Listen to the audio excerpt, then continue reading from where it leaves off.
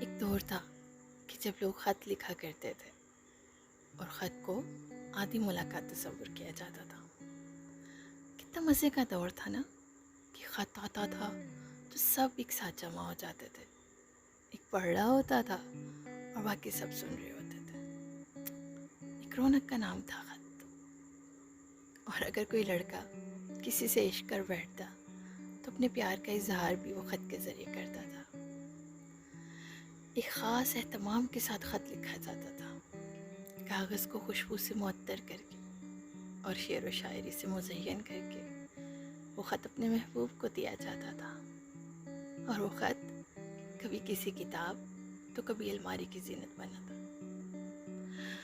اکثر ایسا بھی ہوتا تھا کہ غلطی سے کسی کا خط کسی اور کے پتے پہ چلا جاتا، کبھی کوئی کھول لیتا اور کبھی کوئی اگلی بار ڈاکیے کو واپس کر دیتا کہ یہ ہمارا نہیں ہے۔ میں یہ سوچتی ہوں کہ جس نے خط لکھا ہوگا اور جس کے لیے لکھا ہوگا، کیا خوشی ہوگی جب اس کو خط نہیں ملا ہوگا تو، اور لکھنے والا اپنے جواب کے انتظار میں کیا کیا سوچ کے بیٹھا ہوگا۔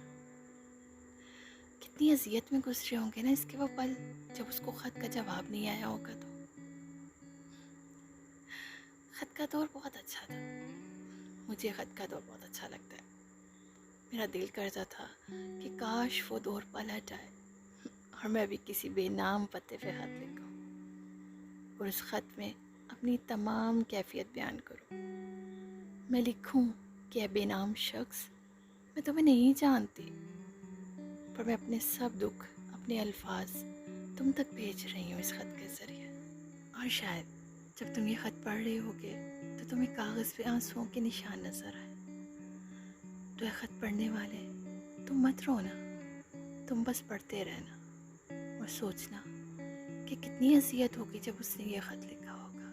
اس درد کو محسوس کرنا، اور میں پاگل اس بے نام پتے سے اپنے خط کے آنے والے جواب کا انتظار کرتی رہوں گی